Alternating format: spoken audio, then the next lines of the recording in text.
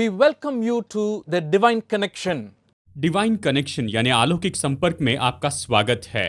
I know the whole of our country is going through a very, very difficult time. मैं जानता हूं कि हमारा पूरा देश बहुत मुश्किल समय में से होकर जा रहा है। Not only our country, even around the world, you can see a lot of people are experiencing this COVID-19 virus spread, and because of that, so much of restrictions are happening. केवल हमारा देश ही नहीं, लेकिन पूरे संसार में कोविड-19 फैलते चले जा रहा है। इसके कारण पूरा संसार मुसीबत में है और उसके कारण बहुत सी रुकावटें हो रही हैं। But in all of these things, we believe God is working. लेकिन इन सारी बातों में हम विश्वास करते हैं कि परमेश्वर काम कर रहे You हैं। may not accept that. शायद आप इसे स्वीकार न करें Not everybody believes that. और सभी इस पर विश्वास नहीं करते But हैं, those who know God truly, really, and those who know Him from His Word, we know clearly that He is in control. लेकिन जो लोग परमेश्वर को जानते हैं, जो लोग परमेश्वर का वचन जानते हैं, हमें पता है कि परमेश्वर सब पर नियंत्रण करते हैं, सब पर परमेश्वर का नियंत्रण है। We as His children, we should not be afraid. हमें उसकी संतान के रूप में डरने की जरूरत नहीं We है। should be confident in the Lord. हमें प्रभु में भरोसा रखना है And God wants us to lead our life trusting in Him and obeying Him always. प्रभु हमारी अगुवाई करना चाहते हैं कि हम हमेशा उस पर भरोसा करें, उसकी आज्ञा So मानें। when we begin this program today, I just want to greet you in the name of our Lord Jesus Christ. इस प्रोग्राम की शुरुआत में ही मैं आपको प्रभु यीशु मसीह के नाम में अभिवादन करना चाहता If you हूँ। do not believe in Jesus Christ, still I want to greet you अगर आप यीशु पर विश्वास नहीं करते हैं तो भी मैं आपको अभिवादन करता हूँ, because He is for everyone. क्योंकि वो तो सभी के लिए हैं। So in this program and in the next program, I want to concentrate on God is concerned about what we eat. इस प्रोग्राम में और अगले प्रोग्राम में मैं आपको बताना चाहता हूं कि परमेश्वर इस बात की परवाह करते हैं कि हम क्या खाते हैं। And sometimes Christians think, when you use the word, diet for Christians, a lot of people think, oh, I take the word of God. The word of God is my diet. We always apply it in a spiritual sense. और जब भी विश्वासी diet के बारे में बातें करते हैं तो वो कहते हैं परमेश्वर का वचन हमारा भोजन है, और इस तरह से हम इसे केवल विश्वासी रूप में ही देखते हैं। Oh, the word of God is the milk according to the book of Hebrews. परमेश्वर का वचन इब्रानियों की पत्री में बताता है कि परमेश्वर का वचन तो दूध के जैसे We है। are so much used to kind of applying these things only in a spiritual sense. हम तो इन सारी बातों को केवल आत्मिक रूप से ही देखते हैं, But today it is different. लेकिन आज ये पूरी तरह से अलग है। What I want to share with you is actually how a Christian must deal with food.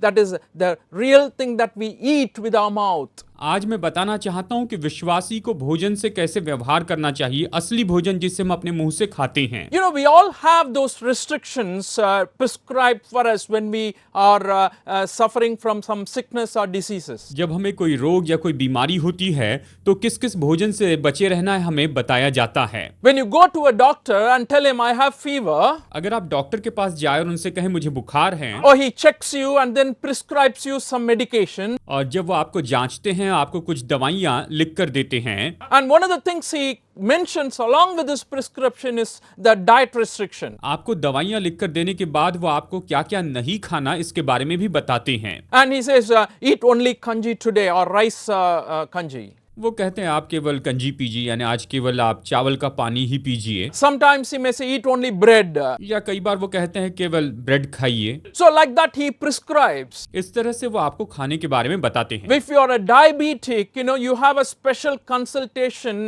with a dietitian. अगर आप डायबिटिक हैं तो आपको डाइट्रिशियन से खास सलाह लेनी पड़ती है। They clearly give you a chart of what you can eat and what are the foods that you should avoid. वो आपको पूरा चार्ट देते हैं कि आप क्या खा सकते हैं और कौन सा खाना आपको नहीं खाना चाहिए। I also know of people who are going through this diet program to lose weight and to gain weight. मैं ऐसे लोगों को भी जानता हूं जो इस पूरे डाइट प्रोग्राम में से जाते हैं कि अपना वजन कम करें या फिर अपना वजन बढ़ाएं। And I saw a long list of what they should eat, and according according to the time. Morning 7:30 you should have this. After 2 hours you should have this. After 3 hours you should have this. Mid-meal is like this. Mid-evening is like that. So meticulous prescription of what they should eat. मैंने देखा है उन्हें खास करके बताया जाता है सुबह 7 बजे आप ये खाइए, 2 घंटे बाद ये खाइए, 2 घंटे बाद वो खाइए, दोपहर में लंच में आप ये खाइए, शाम को आप ये स्नैक्स खाइए। इस तरह से पूरी जानकारी उनको दी जाती है। My friends, they have to spend a lot of money for that. मेरे दोस्तों, उनके लिए उन्हें बहुत पैसा खर्च करना पड़ता है। But I want to tell you, when Bible prescribes, it is prescribing to us freely, and you can read it and get the understanding and live a very, very healthy life. मैं आपको बता दूं, जब Bible इसके बारे में बताती है तो ये हमें मुफ्त में बताती है। आप इसे पढ़कर समझ सकते हैं और एक बहुत ही अच्छा तंदुरुस्त जीवन आप जी सकते हैं। You know, when Jesus taught his disciples to pray, जब यीशु मसीह ने अपने चेलों को प्रार्थना करनी सिखाई, there are many things, and one of the very, very important thing to note in that prayer with regard to what we are speaking is, give us today our daily bread. Matthew chapter 6 verse 11 says like this, give us today our daily bread. यीशु ने हमें बहुत सी बातें सिखाई और जब उसने प्रार्थना करने सिखाई तो मत्ती 6:11 बताता है कि हमें रोज की रोटी दे। इस तरह से प्रार्थना करना प्रभु यीशु ने हमें सिखाया है। The focus is on, bread and today. यहाँ पर जोर है रोटी और आज पर, And God is providing. और परमेश्वर प्रयोजन कर रहे हैं। Just before the first lockdown, I'll never forget rushing to a bakery around 2 p.m. मैं कभी नहीं भूलूंगा, हमारे पहले लॉकडाउन के समय मैं दोपहर के 2 बजे बेकरी में गया था। मैं जल्दी एक बेकरी में गया। And by 2 p.m. you will not believe what I saw in the bakery. दोपहर के 2 बजे मैंने जो बेकरी में देखा, सच में आप उस पर विश्वास नहीं कर पाएंगे। Almost everything was empty. Bakery की सारी चीजें खाली हो चुकी थी। When I asked the person, the one who is selling things in the shop, he says, sir, lot of people came and took everything. They just bought a lot of things to store up for the time, for the situation. और मैंने उनसे कुछ मांगा तो उन्होंने कहा, sir बहुत से लोग आए और वो बहुत कुछ खरीद कर लेकर गए। इस परिस्थिति में वो अपने लिए खाना जमा करके रख रहे हैं। Oh, I don't blame them. मैं उन पर दोष नहीं लगा रहा हूँ। It is a human tendency to basically save and store up things for ourselves. ये तो मनुष्य के विचार है कि हम बचाकर अपने लिए कुछ जमा करके रखें। But about food, what God is teaching us here, give us today our bread. What we need today, oh Lord, only you can give, and you give us today our daily bread. हे प्रभु, आज हमें जो भोजन चाहिए केवल आप ही हमें दे सकते हैं। और यीशु ने कहा, ऐसी प्रार्थना करो कि हे प्रभु, आज की रोटी आप हमें दीजिए। ऐसी प्रार्थना करो। Friends, think about it. Is it important what I eat? दोस्तों, जरा इस बारे में सोचिए, मैं जो खाता हूँ क्या ये महत्वपूर्ण है? Does it have any connection with my relationship with God? परमेश्वर के साथ मेरा जो रिश्ता है, क्या इसका उसके साथ कोई संबंध है? I believe definitely yes. मैं विश्वास करता हूं कि निश्चय इसका इसके साथ बड़ा संबंध है। In the book of Genesis, we see God, after creating everything very, very beautifully, he saw everything was good. उत्पत्ति की किताब में हम देखते हैं कि परमेश्वर ने सब कुछ बनाया, उसके बाद देखा कि सब अच्छा है। And in the 29th and 30th verse of the first chapter, और अध्याय 1 वचन 29 और 30 में हम देखते हैं, and the Bible reads like this, Then God said, I give you every seed-bearing plant on the face of the whole earth, and every tree that has fruit with seed in it, they will be yours for food. And to all the beasts of the earth, and all the birds of the air, and all the creatures that move on the ground, everything that has the breath of life in it, I give every green plant for food. And it was so. फिर परमेश्वर ने उनसे कहा, सुनो, जितने बीज वाले छोटे छोटे पेड़ सारी पृथ्वी के ऊपर हैं और जितने वृक्ष में बीज वाले फल होते हैं, वे सब मैंने तुमको दिए हैं, वे तुम्हारे भोजन के लिए हैं। और जितने पृथ्वी के पशु और आकाश के पक्षी और पृथ्वी पर रेंगने वाले जंतु हैं, जिनमें जीवन का प्राण है, उन सब के खाने के लिए मैंने सब हरे हरे छोटे पेड़ दिए हैं। और वैसा ही हो गया। The point I am trying to bring out here is, in the very beginning, when God created all the creatures of the world, including mankind, he felt the need for him as a provider. So he provided food for all his creatures. मैं यहाँ पर यही बात बता रहा हूँ कि जब परमेश्वर ने सृष्टि की, जब उसने सारे पशु बनाए, यहाँ तक कि मनुष्य भी बनाया, तो उनके लिए प्रयोजन भी किया। Therefore, what we understand about God is, oh, He is not just a creator, He is someone who is concerned about what we should eat, and including that need human beings have and the animals have. मैं यहाँ पर यही बता रहा हूँ कि परमेश्वर केवल सृष्टि करता ही नहीं, लेकिन उससे हर एक मनुष्य की, हर एक पशु की परवाह है, और इसके लिए परमेश्वर ने प्रयोजन किया है, उनके लिए भोजन दिया And है। that is where how we need to understand about the food and the Christian, how Christians must handle the matter of food. What we eat is something very very important. We need to understand from the Word of God. और इसीलिए विश्वासी और भोजन, यानी विश्वासी को कौन सा भोजन करना चाहिए, इसे हमें परमेश्वर के वचन से समझना है। And we want to talk about it after a brief break we take for music. संगीत के एक छोटे ब्रेक के बाद में हम इसके बारे में चर्चा करेंगे। And as we take the music break, kindly note down our phone numbers and copy down our addresses. Feel free to contact us for your prayer needs or questions. और जैसे हम संगीत का ब्रेक ले रहे हैं, आप हमसे संपर्क करने का सारा पता और फोन नंबर लिख लीजिए। अगर आपकी प्रार्थना के निवेदन है या फिर कोई सवाल है तो निश्चय हमसे संपर्क And कीजिए। after the music break, we will come back. और संगीत के ब्रेक के बाद हम इस विषय को आगे देखेंगे। Welcome back, and I hope you enjoyed the music. आपका फिर से स्वागत है। मैं आशा करता हूं कि आपने संगीत का आनंद उठाया। We were talking about God's care about the food that we eat. हम चर्चा कर रहे हैं कि हम जो भोजन करते हैं उसकी परमेश्वर परवाह करते हैं। And I said God is a provider.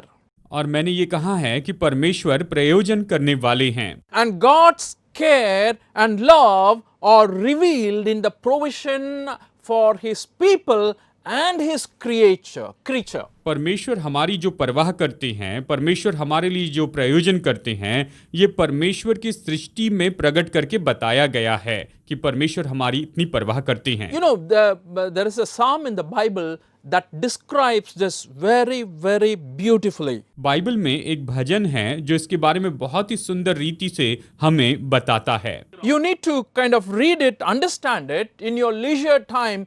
Please go to Psalm 104, Psalm 104 and read verses 14 onwards. अपने खाली समय में आप अवश्य भजन संहिता 104 निकालिए और वचन 14 से आगे पढ़िए। It talks about how God provides for the cattle. ये बताता है कि कैसे परमेश्वर पशुओं के लिए भोजन का प्रबंध करते हैं, And how God provides for the lion. और कैसे परमेश्वर सिंह के लिए भोजन देते हैं, How God provides for all His creatures, both small and large. कैसे परमेश्वर अपनी सारी सृष्टि के लिए, चाहे छोटे या बड़े प्राणियों, सबके लिए प्रबंध करते हैं। And how God provides for Leviathan, a great fish that is in the sea. और कैसे परमेश्वर लिव्यादान यानी समुद्र के उस बड़ी बड़ी मछलियों के लिए भोजन का प्रबंध करते हैं। Oh, what I'm talking about is not something I cooked up. It is all in that psalm. और मैं जो कुछ भी बता रहा हूँ ये मेरी मनगढ़ंत बात नहीं है, ये सब कुछ यहाँ पर इस भजन में लिखा हुआ है। You know, in this half an hour time, we will not be able to elaborate on all these things, but I want you to understand, definitely, God is concerned about human beings as well as all His creatures, and His care and love is expressed on them. और आधे घंटे के इस programme में हम आपको सब तो नहीं बता पाएंगे, लेकिन मैं यही बताना चाहता हूं कि परमेश्वर मनुष्यों के बारे में और पशुओं के बारे में परवाह करते हैं और वो उनकी देखभाल भी करते हैं। परमेश्वर ने उनके लिए प्रयोजन किया है। You know, when a lot of people gathered to listen to Jesus, देखिए, जब बहुत से लोग प्रभु यीशु की सुनने के लिए जमा हुए थे, बड़ी भीड़ वहां पर थी। you know, when He was living in this world, multitudes of people gathered. जब प्रभु यीशु मसीह इस पृथ्वी पर थे तो बड़ी भीड़ उसकी सुनने के लिए जमा होती थी। They just loved Jesus' teaching. उन्हें यीशु मसीह की शिक्षा बहुत पसंद थी, वो सुनना बहुत पसंद करते थे।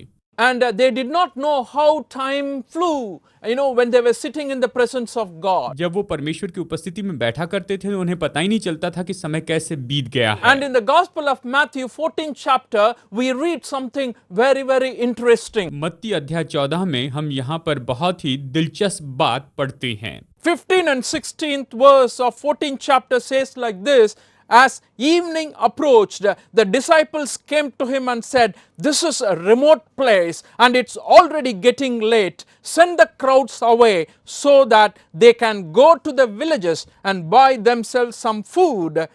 Jesus replied, "They do not need to go away. You give them something to eat." मत्ती अध्याय 14 वचन 15-16 कहता है, जब सांझ हुई तो उसके चेलों ने उसके पास आकर कहा, यह सुनसान जगह है और देर हो रही है, लोगों को विदा किया जाए कि वे बस्तियों में जाकर अपने लिए भोजन मोल ले। पर यीशु ने उनसे कहा, उनका जाना अवश्य नहीं, तुम ही इन्हें खाने को दो, यानी तुम ही इनके लिए भोजन का प्रबंध करो। You can look at the mindset of the disciples. आप यहाँ पर चेलों की मनोदशा को देख सकते हैं। From a natural mindset, you can understand what they are trying to say. स्वाभाविक मनोदशा से आप समझ सकते हैं कि वो क्या कहने की कोशिश कर रहे हैं। They are using logic. वो सामान्य समझ यानी तत्वज्ञान का उपयोग कर रहे हैं। They say it's too late, it's getting late. वो कह रहे थे बहुत देरी हो चुकी है, People have to eat. लोगों को खाना खाना है। At the same time, this is a remote place. और साथ साथ में ये तो बहुत सुनसान जगह है, Therefore, it is better to send the people away. और इसलिए अच्छा है कि लोगों को विदा किया जाए। But Jesus is telling, no, don't send them away. You give them something to eat. लेकिन यीशु ने कहा कि तुम उन्हें विदा मत करो, लेकिन तुम उन्हें खाने के लिए कुछ दो। Of course, he being the Son of God, true God, the living God, he knows what he can do and he knows the power he has, and because of that confidently he is telling his disciples, give them something to eat. अवश्य ही वो परमेश्वर के पुत्र थे, वो जानते थे कि वो क्या कर सकते हैं, उसके पास में क्या करने की सामर्थ है, इसलिए वो अपने चेलों से कहते हैं कि तुम इन्हें खाने के लिए कुछ दो, इन्हें तुम भोजन दो। He does not only care for spiritual needs of people, teaching his word, preaching to people, showing them the way, and more than that, he is also caring about the physical needs, the food that people need to eat. प्रभु यीशु ने केवल लोगों की आत्मिक जरूरतों को ही पूरा नहीं किया, यानी उन्हें केवल प्रचार ही नहीं किया, उन्हें शिक्षा ही नहीं दी, लेकिन साथ साथ में उनके शारीरिक भोजन की भी प्रभु यीशु मसीह ने परवाह की, उनके लिए भोजन का प्रबंध किया। Because he is our Father. क्योंकि वो तो हमारे पिता हैं। You know, I mentioned in the Lord's Prayer, give us today our bread. जैसे मैंने बताया कि प्रभु की सिखाई हुई प्रार्थना में ये भाग है कि आज की रोटी आज हमें दे। Can you think about how that prayer begins? कल्पना कर सकते हैं ये प्रार्थना कैसे शुरू हुई। Our Father. हमारे पिता, हे हमारे पिता।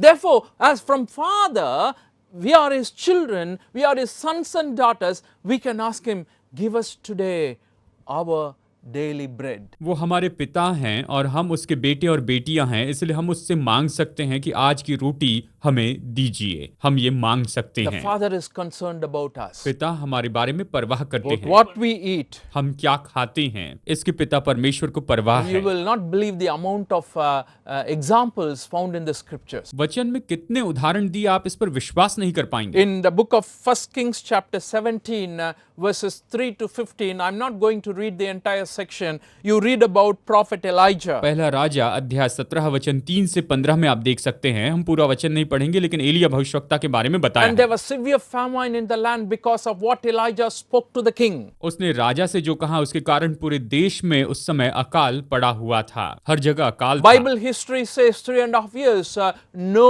rain. बाइबल का इतिहास कहता है कि 3.5 साल तक कोई भी बारिश नहीं हुई, So when there was no rain, no crop. और कोई बारिश नहीं हुई इसलिए कोई भी फसल नहीं But I. people have to eat, and God provided for his people. लोगों को तो भोजन करना था और परमेश्वर ने अपने लोगों के लिए प्रबंध किया। You know, the miracle there is Elijah was provided by God through ravens. जानते हैं वहां पर चमत्कार ये था कि परमेश्वर ने एलिया को कौवों के द्वारा भोजन दिया। And when he had to move from that place to another place, he goes to a widow. और जब उसे उस जगह से दूसरी जगह पर जाना पड़ा तो वो एक विधवा के पास में जाता है, Zarephath widow. सारपात की विधवा के पास वो जाता है। He goes to her and says, bring the first cake to me when you are making the bread. उसने कहा जब तुम रोटी बनाओगी तो सबसे पहले रोटी बनाकर तुम मेरे लिए लेकर आना। And you know there is also a wonderful miracle taking place. The widow's need also was met by God. और आप जानते हैं कि वहां पर बहुत ही अद्भुत चमत्कार हुआ और परमेश्वर ने उस विधवा की जरूरत भी वहां पर पूरी की थी।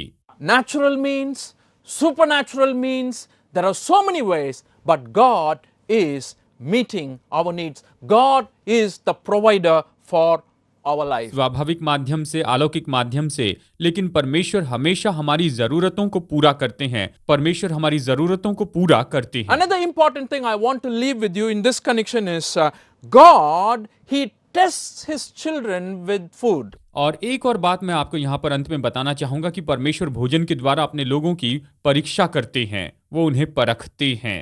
You know, it may be alarming to you. Why should God do this? शायद आप इस बात को जानकर चकित होंगे कि परमेश्वर ऐसा क्यों करते But हैं। we know very clearly, Bible, from the very beginning in the book of Genesis itself, God told Eve not to eat that fruit. हम बाइबल से देखते हैं कि बिल्कुल शुरू में ही, यानी उत्पत्ति की किताब में, परमेश्वर ने उनसे कहा था कि इस फल को नहीं खाना। And don't eat the fruit from the tree of good and evil. उसने कहा था कि भले और बुरे के ज्ञान के पेड़ का जो फल है उसे तुम नहीं खाना। So there also it was a testing that God gave to His people.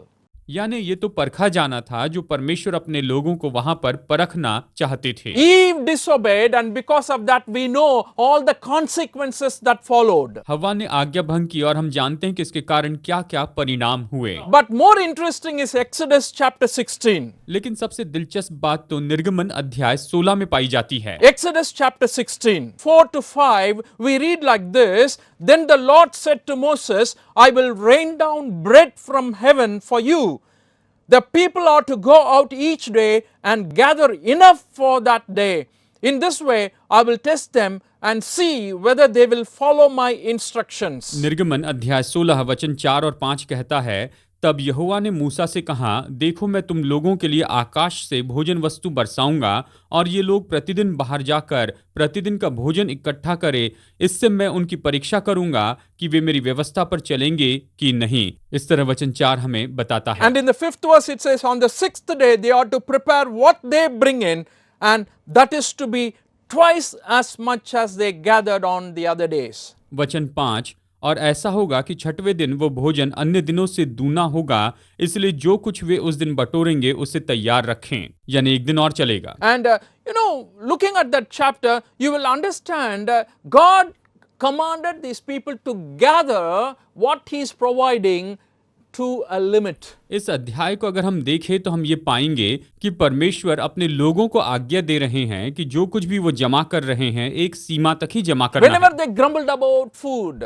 जब भी वो भोजन के लिए कुड़कुड़ाने लगे, भोजन के लिए शिकायत करने लगे। sometimes they asked, oh, we need meat. कई बार उन्होंने कहा कि हमें मटन चाहिए, हमें मटन खाना Oh, है। we remember Egypt, how we ate there. हमें मिस्र की याद आती है कि हम वहां पर कैसे खाते थे। So what we understand is in this section, when you read Exodus 16, 12 to 31, in the later section, you find the people did not obey what God said. In the process of collecting the manna, they collected extra, more than what is required. God commanded very, very clearly, you collect 1 omer for 1 person. अगर आप यहाँ पर निर्गमन अध्याय 16 वचन 12 से 31 तक पढ़ेंगे तो लोगों ने यहाँ पर आज्ञा भंग की थी। जितना चाहिए था उससे ज्यादा जमा किया था। उन्हें जितना चाहिए था उससे भी ज्यादा उन्होंने जमा कर लिया था।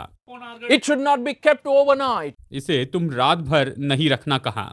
And you will find people disobeyed. लेकिन आप देखेंगे कि लोगों ने आज्ञा भंग की। And Numbers 21, 5 to 6, please note down and read it at home. गिनती अध्याय 21 वचन 5 और 6 में आप देखिए इसे। Sometimes in food we are showing very ungrateful attitude to God. कई बार हम भोजन के लिए भी परमेश्वर की सराहना नहीं करते हैं, हम ऐसी मनोदशा दिखाते हैं। Many a times we are not satisfied with God is providing. परमेश्वर ने जो हमारे लिए प्रयोजन किया उसमें हम संतुष्ट नहीं होते हैं। My dear friends, understand by providing all this, and God is testing us to see how we are responding to His goodness. मेरे दोस्तों, आप समझ लीजिए कि ये सब प्रयोजन करने के द्वारा परमेश्वर देखते हैं कि हम उसकी भलाई के लिए किस तरह से उसकी सराहना करते हैं, उसे धन्यवाद देते हैं। Because of time, I have to wind this up. और समय कम है, मुझे संदेश खत्म करना होगा। I want to tell you, God is providing His very best for you. मैं आपको बताना चाहता हूँ, परमेश्वर ने आपके लिए सबसे उत्तम दिया है। He gave His only Son. उसने अपना इकलौता पुत्र आपके लिए दे दिया है। Romans 8:32 says clearly, He who did not spare His own Son,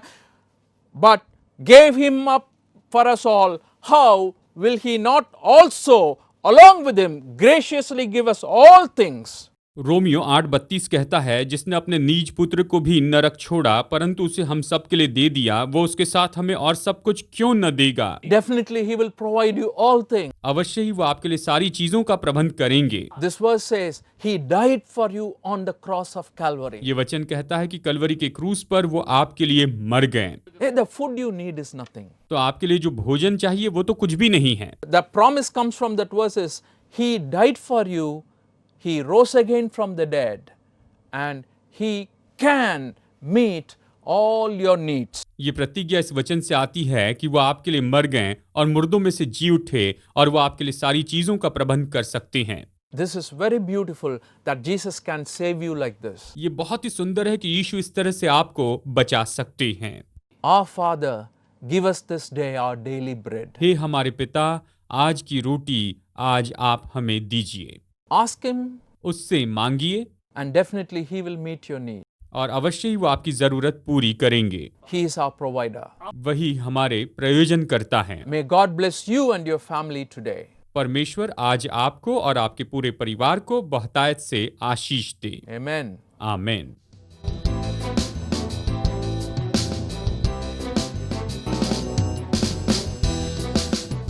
Study the Word of God in a private and personal way through our online study website. Contact number